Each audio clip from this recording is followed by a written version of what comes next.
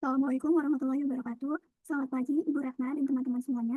Izinkan kami kelompok 6 untuk mempresentasikan materi morfologi tumbuhan hari ini mengenai kind of meristem activity, meristem disruption, and plant branch construction. Yang beranggotakan saya, Dinda Camila, dengan NIM 13046244040 dan rekan saya. Saya Syafila Cahya-Ardiana dengan NIM 13046244059. Oke, jadi pembahasan yang pertama adalah waktu aktivitas meristem. Nah, di waktu aktivitas meristem ini terbagi di beberapa poin. Yang pertama itu ada pertumbuhan ritmis dan pertumbuhan kontinu. Nah, pertumbuhan pada tanaman ini terjadi terus-menerus atau dalam siklus yang terputus-putus yang ditentukan oleh faktor internal maupun lingkungan. Yang pertama itu ada pertumbuhan kontinu. Nah, pertumbuhan kontinu ini terjadi saat tanaman secara konstan atau tanpa henti dengan produksi daun dan tunas yang stabil. Tunas-tunas ini dapat berkembang langsung menjadi tanpa melewati fase istirahat atau pertumbuhan silepsis. Nah, pertumbuhan jenis ini itu tuh sering menghasilkan cabang-cabang yang teratur secara di sepanjang batang. Contohnya ini bisa dilihat di tanaman Ficus benjamina. Oke, selanjutnya ada pertumbuhan ritmis. Nah, pertumbuhan ritmis ini dimana pertumbuhan yang bersiklus, dimana periode pertumbuhan aktif ini diselingi oleh periode istirahat atau dormansi. Nah, pola ini terjadi pada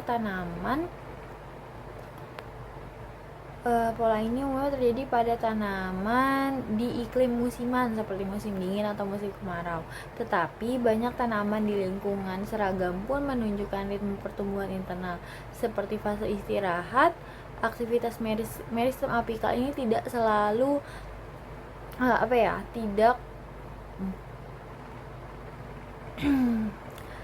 tidak selalu berhenti total. Nah, seringkali ini ketika terjadi morfogenesis atau pembentukan organ baru dalam skala mikroskopis di dalam tunas yang kemudian ini diikuti oleh fase perpanjangan atau pembesaran sel yang terlihat secara makroskopis.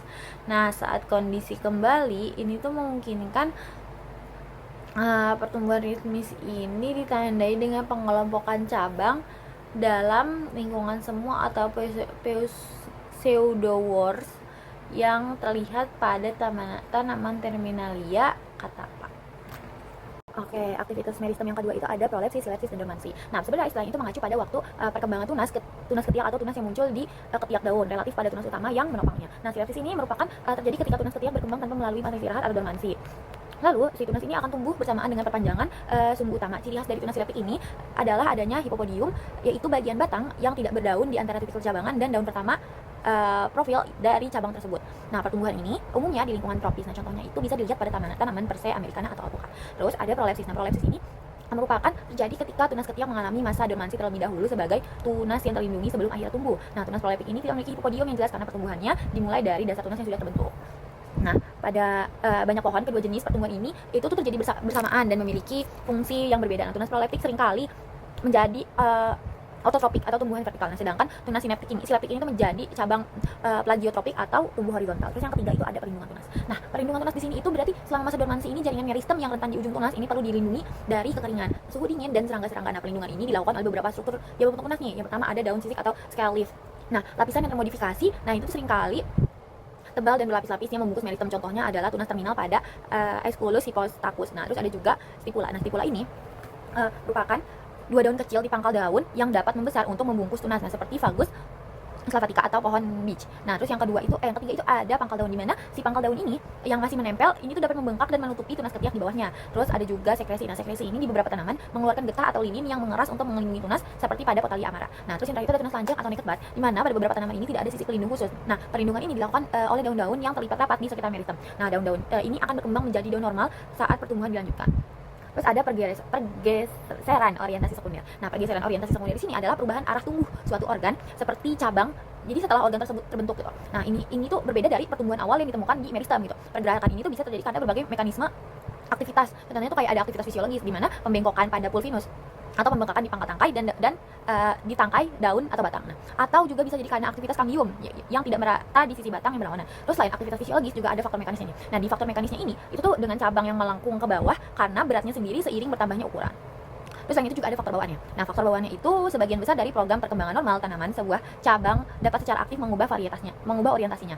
Nah, contoh klasiknya itu adalah pada tumbuhan Alstonia macrophylla. Nah, dia ini kelompok cabang horizontal. Satu cabang akan membengkok di pangkalnya dan tumbuh menjadi suatu vertikal baru untuk melanjutkan pertumbuhan batang utamanya. Nah, contoh lain juga bisa dilihat pada bibit Salicrepens, di mana sumbu awalnya itu kan tumbuh vertikal, nah kemudian membengkok menjadi merambat di tanah. Nah, ada pula juga faktor dari tujuan reproduksinya nih, di mana tangkai bunga atau buah itu pada beberapa tanaman dapat membengkok setelah pertumbuhan untuk menempatkan buah di dalam tanah atau air, seperti pada Cambaria muralis. Terus yang terakhir ini aktivitas meristem itu ada kladotopsis atau guguria tunas. Nah, pada proses kladotopsis ini adalah sebuah istilah yang merujuk pada proses terprogram pengguguran seluruh cabang atau bagian dari sistem percabangan oleh tanaman. Jadi kladotopsis ini merupakan sebuah proses pengguguran, tapi bukan karena tanaman itu mengalami suatu peristiwa yang menyakitkan tubuhnya, tapi emang itu adalah faktor ilmiah dari dirinya sendiri untuk menggugurkan organnya gitu loh. Nah, pengguguran cabang ini bisa dua cara utama. Yang pertama itu dari kematian bertahap dan pemutusan mekanis, lalu ada juga pembentukan zona absisi. Nah, di kematian bertahap ini, itu tuh cabang secara bertahap bertahap mati, mulai dari ujung hingga ke pangkalnya. Nah, setelah mati ini, si cabang tersebut akhirnya patah atau membusuk di titik pelekatannya. Contohnya itu pada spesies Eucalyptus. Jadi si tunggul cabang mati bisa tertanam di batang untuk batang utama yang terus tumbuh menebal baru kemudian terlepas di bagian dalamnya. Terus pada pembentukan zona absisi ini, nah mirip dengan gugurnya tanaman peluru, nah sebuah lapisan sel khusus terbentuk di pangkal cabang yang masih hidup. Nah, lapisan ini melemahkan sambungan yang menyebabkan cabang tersebut terlepas dengan rapi dan meninggalkan bekas luka. Jadi proses ini bisa terjadi bahkan pada cabang yang sudah tua yang berukuran besar. Nah, mekanisme ini juga terlihat pada guguria tunas aerial dari rimpang bawah tanah. Nah, pada kladotopsis ini itu tuh dianggap sebagai bagian penting dan strategi pertumbuhan dari percabangan arsitektur tanaman. Beberapa fungsinya itu meliputi dari menghilangkan cabang-cabang yang kurang produktif, terus bisa juga sehingga sumber daya yang dialokasikan ke bagian tanaman itu tuh yang lebih vital gitu, membantu membentuk tajuk pohon dan mengurangi kepadatan cabang, mengurangkan cabang yang terinfeksi penyakit, atau cabang yang gugur mungkin dapat berakar atau tumbuh menjadi individu baru, meskipun itu bukan batang utamanya, bukan fungsi utamanya, kayak gitu. Oke, lanjut kita ke gangguan pada meristem. Nah, gangguan pada meristem ini itu ada 5. Yang pertama itu teratologi. Nah, teratologi ini merupakan studi perkembangan abnormal pada tumbuhan yang disebabkan oleh gangguan pada sel-sel meristem. Nah, gangguan ini tuh dapat dipicu faktor internal seperti mutasi genetik atau ketidakseimbangan hormon maupun faktor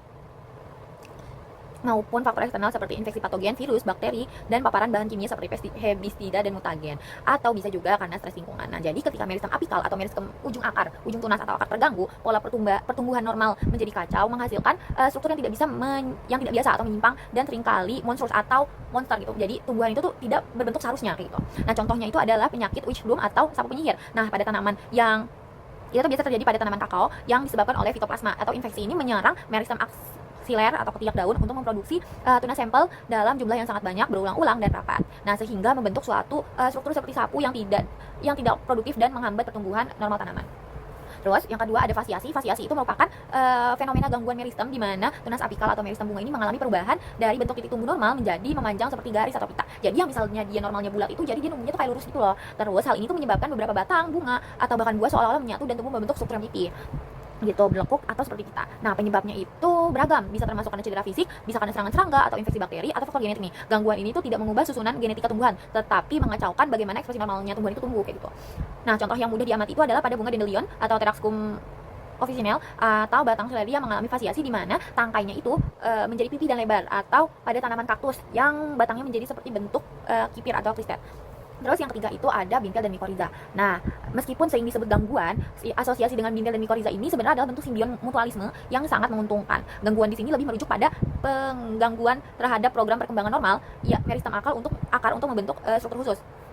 Jadi bakteri Rhizobium ini menginfeksi akar tanaman legum seperti kacang-kacangan dan melepaskan faktor sinyal atau not faktor yang membelokkan perkembangan sel-sel meristem akar. Hal ini akan merangsang pembelahan sel yang tidak normal lalu membentuk bintil atau nodul sebagai rumah bagi bakteri yang mengikat nitrogen dari udara. Nah, demikian pula si jamur mikoriza ini mengeluarkan sinyal kimia yang memodifikasi pertumbuhan dan pola percabangan meristem akar, memperluas bidang penyerapan air dan mineral bagi tumbuhan inang. Jadi gangguan ini adalah gangguan yang positif dan terprogram gitu. Terus selanjutnya ada kimera. Nah, kimera ini tuh merupakan individu tumbuhan yang terdiri dari 2 atau lebih populasi sel dengan genotip atau susunan genetik yang berbeda. Nah, yang berasal dari 2 individu yang berbeda gitu. Jadi, ketika terjadi jaringan dari 2 embrio tumbuhan ini menyatu selama perkembangan gitu, atau akibat mutasi spontan pada suatu lapisan sel meristem. Kayak gitu. Nah, meristem apikal tumbuhan ini kan memiliki beberapa lapisan sel ya, seperti lapisan 1, 2, 3 dan pada kimera. Nah, pada lapisan-lapisan ini memiliki genotip yang berbeda menghasilkan fenotip atau penampakan yang unik nih. Jadi contoh yang paling terkenal itu adalah buah limau Bali atau variegated pink lemon dan tanaman khas Euphorba lacteca yaitu kristata yang berwarna-warni. Pada limau ini kulit buahnya bergaris-garis hijau dan kuning, tapi dagingnya itu berwarna merah muda.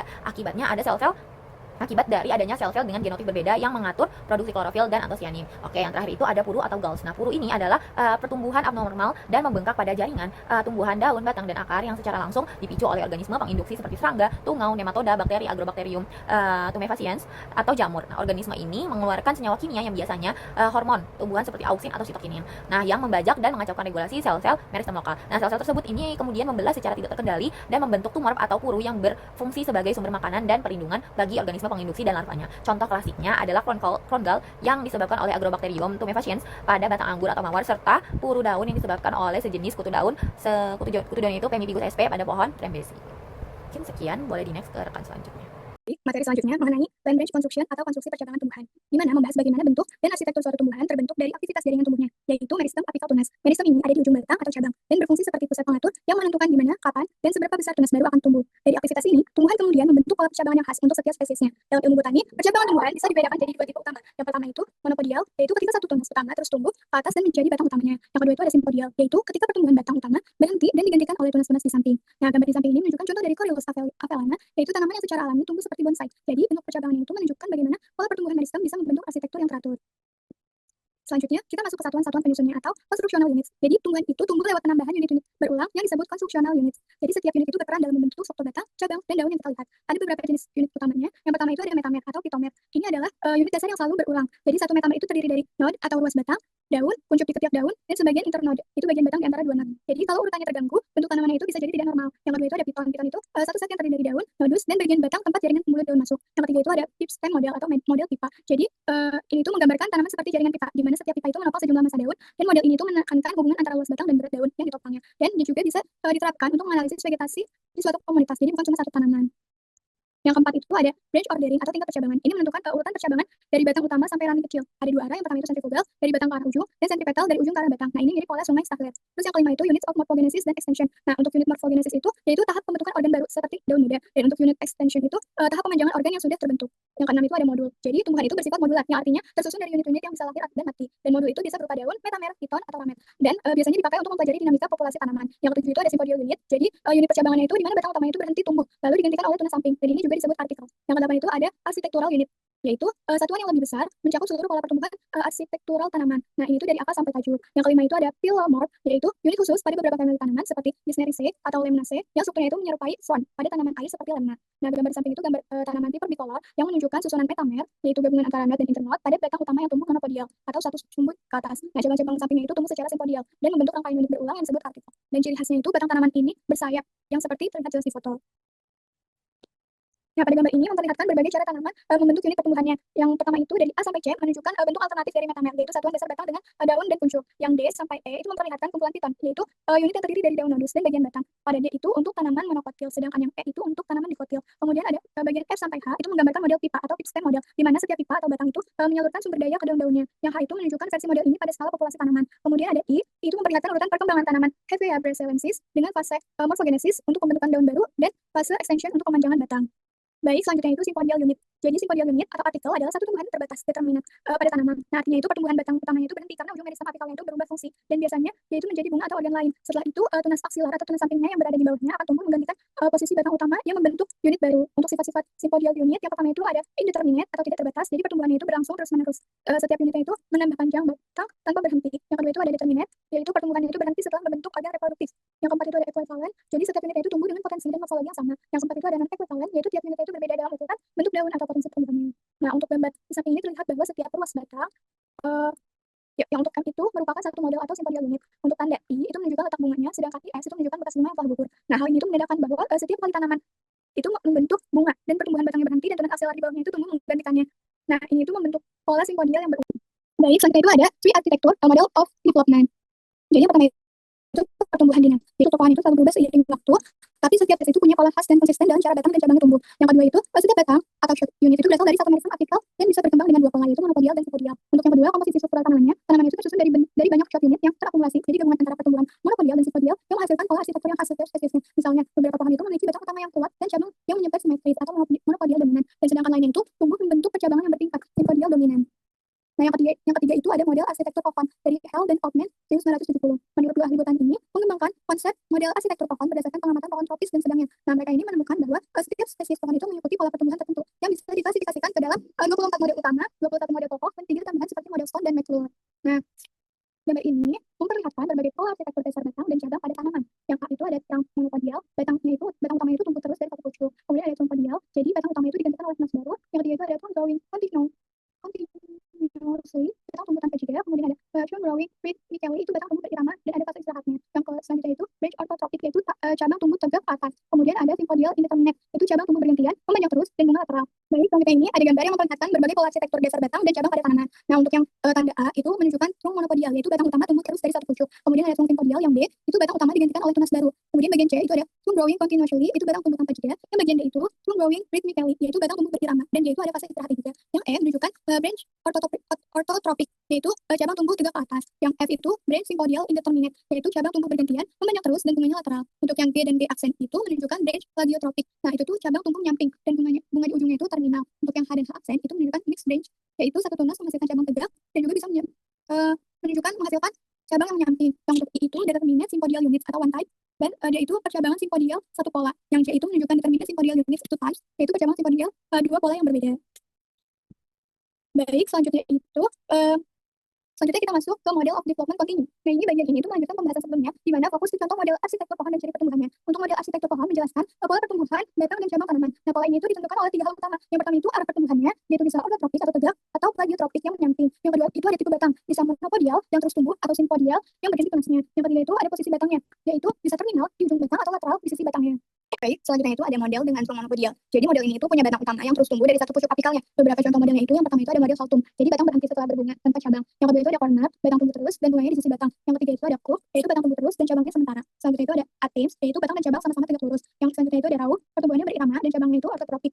Selanjutnya itu ada Rocks, itu batangnya tegak, cabangnya itu plagiotropik. Kemudian ada Massard, batangnya tumbuh berirama dan cabangnya menyamping. Kemudian ada Petit, yaitu batangnya itu tumbuh terus tapi cabangnya itu tersusun dari unit sympodial. Kemudian ada Reguline Roll, itu kombinasi batang monopodial dengan percabangan sympodial.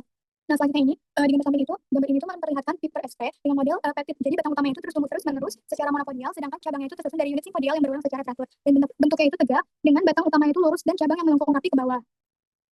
Selanjutnya itu ada model dengan trunk sympodial. Pada model ini, batang utama terbentuk dari serangkaian tunas baru karena pucuk utamanya itu berhenti tumbuh. Contohnya itu ada model Mangenot, yaitu batangnya itu tegak, cabangnya menyebar ke samping. Terus ada model Campagnat, itu batangnya tegak dan cabangnya itu melengkung ke bawah karena berat. Kemudian ada model McClure, Tomlinson, Cumberland, dan Leeuwenburg, Scott, Coriba, Prevost, dan Nazera. Nah, ini itu kombinasi percabangan orthotropik dan plagiotropik yang kompleks. Selanjutnya ini ada gambar yang memperlihatkan model. Yang pertama itu ada bagian A, yaitu model Scott, yaitu batang sympodialnya tegak, cabang menyebar ke samping. Yang B itu ada model Nazeran, yaitu batangnya berlapis dari tunas baru dan cabangnya juga melebar. Yang kemudian itu yang bagian C ada model McClure, yaitu batangnya tegak dan tiap pucuknya itu diganti tunas aksila. Yang D, bagian D itu ada model Tomlinson, yaitu batangnya simetris dan percabangan ritmis. Kemudian ada model Cumberland, yaitu percabangannya berulang dan berlapis. Kemudian yang F ada model Leeuwenburg, itu cabangnya itu dari bawah bunga dan menyebar rapi. Kemudian ada model spot variasi, yaitu kombinasi cabang orthotropik dan plagiotropik. Yang bagian H itu ada model Coriba, yaitu cabangnya melengkung ke bawah karena berat. Yang I itu bagian Prevost, yaitu batang dan cabangnya itu simetris ganda. Kemudian yang J ini model Nazeran. Model lanjutan dari Nazeran itu gabungan batang tegak dan cabangnya itu mendatar.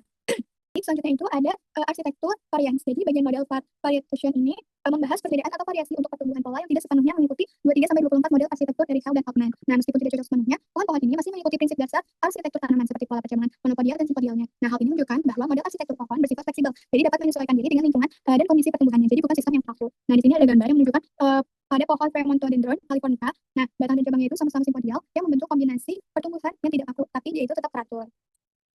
Baik, selanjutnya itu ada arsitektur reiteration. Jadi reiteration itu adalah bentuk adaptasi struktural pada pohon, di mana tanamannya itu mengulang kembali pola pertumbuhannya sendiri melalui aktivasi tunas dormannya. Nah, proses ini itu berfungsi untuk memperbaiki diri setelah kerusakan dan memperluas tajuk atau memperkuat bentuk pohonnya. Reiteration ini membuat arsitektur pohon menjadi plastis, dinamis, dan mampu memperbarui diri. Dan karena pohon itu bisa menumbuhkan cabang baru yang menyerupai pola aslinya. Nah, untuk jenis-jenis reiteration, yang pertama itu ada adaptive reiteration, yaitu terjadi karena lingkungan yang mendukung pertumbuhan baru. Yang kedua itu ada traumatic reiteration, yaitu akibat kerusakan pada batang atau cabangnya. Yang ketiga itu ada partial reiteration, yaitu hanya mengulang sebagian pola cabang. Yang keempat itu ada total reiteration, yaitu mengulang seluruh pola pertumbuhan seperti pohon muda. Kemudian ada differentiation, yaitu reiteration yang cabang yang awalnya itu mendatar atau plagiotropik, kemudian berubah menjadi tegak orthotropik.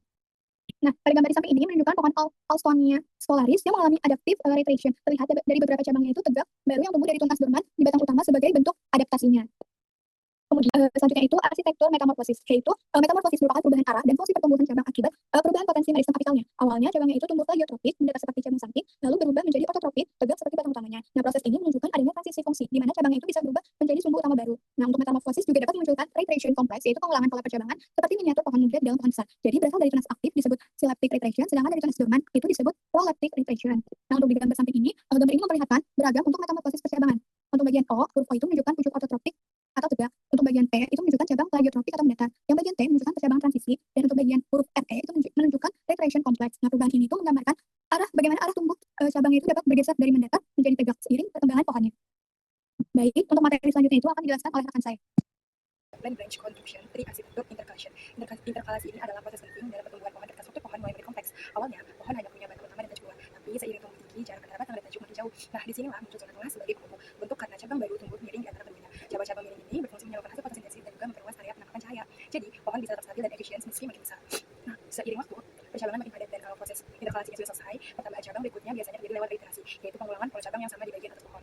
Slide selanjutnya, gambar ini menunjukkan tahapan proses interkalasi pada pohon, di mana cabang baru disisipkan antara batang utama dan tajuk buah. Bagian atas ada A sampai dengan C, memperlihatkan 3 zona utama. Ada Z1 batang penopang, Z2 penghubung, dan Z3 tajuk buah. Awalnya hanya ada Z1 dan juga Z3, lalu Z2 muncul sebagai hasil interkalasi bagian tengah D sampai dengan G, menunjukkan arah pertumbuhan cabang, yaitu O cabang tegak ototropik, P cabang mendatar plagiotropik, dan M proses perubahan arah atau metamorfosis bagian bawah. H sampai I memperlihatkan struktur yang makin kompleks dengan pengulangan pola percabangan reiterasi, menggambarkan bagaimana pohon tumbuh semakin besar dan bercabang baiknya secara teratur. Untuk selanjutnya ada plant branch contribution, arsitektural analisis. Jadi di bagian ini dijelaskan bahwa kita nggak bisa melihat semua detail percabangan satu pohon karena setiap individu punya kondisi lingkungan dan juga bentuk pertumbuhan yang unik. Karena itu fokus penelitian lebih ke pola umum pertumbuhan tiap spesies. Pola ini dijelaskan lewat 4 konsep utama, yaitu model arsitektur, reiterasi, metamorfosis, dan juga interkalasi yang bersama-sama membentuk struktur khas suatu pohon.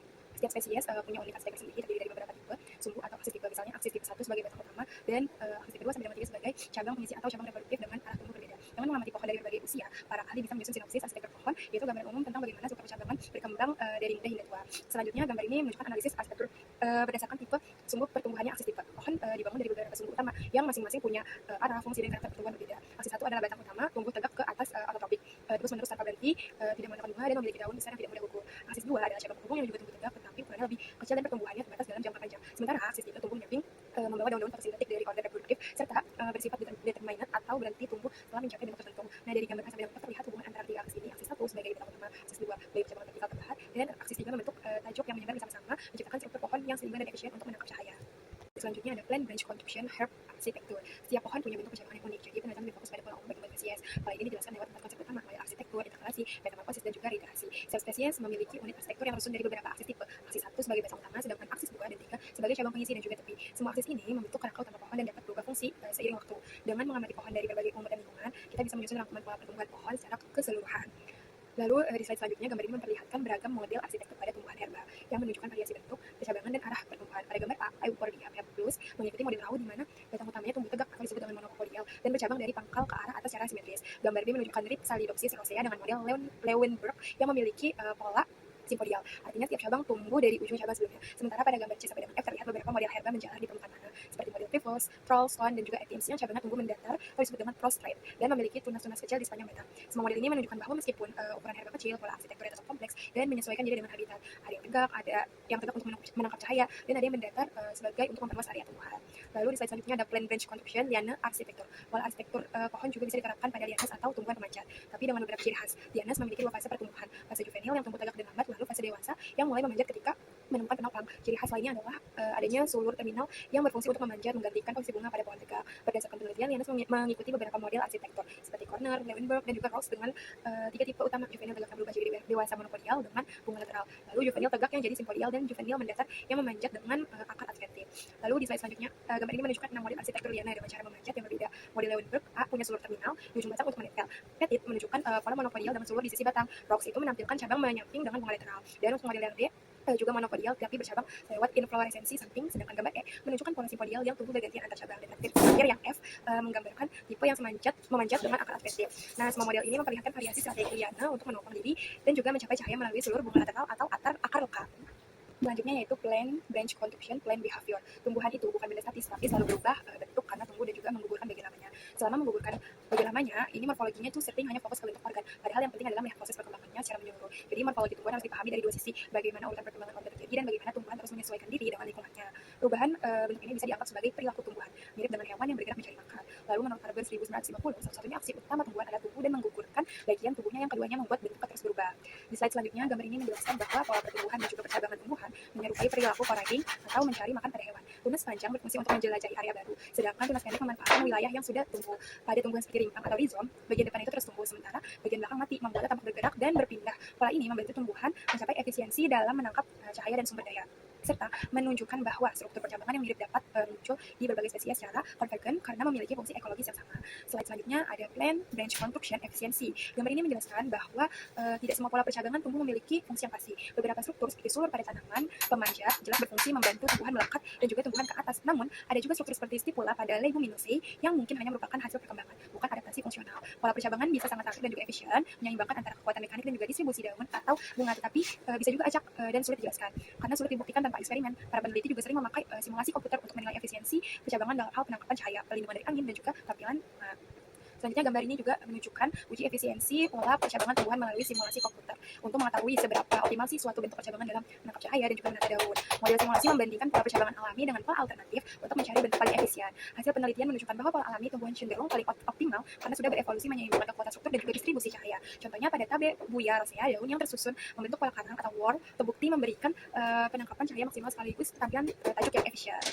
Selanjutnya, slide yang menjelaskan tentang plant branch construction, grow habit, and age stats. Tumbuhan berbunga bersifat dinamis, selalu berubah bentuk melalui pertumbuhan tunas yang mengatur posisi dan juga waktu perkembangan. Bentuknya bisa dikaji dari struktur akar batang, growth, dan kapan itu tahun 1988 atau berdasarkan tipe hidup tahun care pada tahun 1934 seperti geofit, umbi, rimpang, akar air, dan juga thallosomypite atau lumut dan juga lichen. Namun, sistem round care ini bersifat statis, sedangkan analisis arsitektur pohon menyoroti perubahan bentuk seiring umur. Menurut Gaksut et al. 1980, tumbuhan melewati tahapan hidup dari biji hingga senil, mencerminkan perubahan morfologi dan juga kemampuan reproduksi sepanjang siklus hidupnya.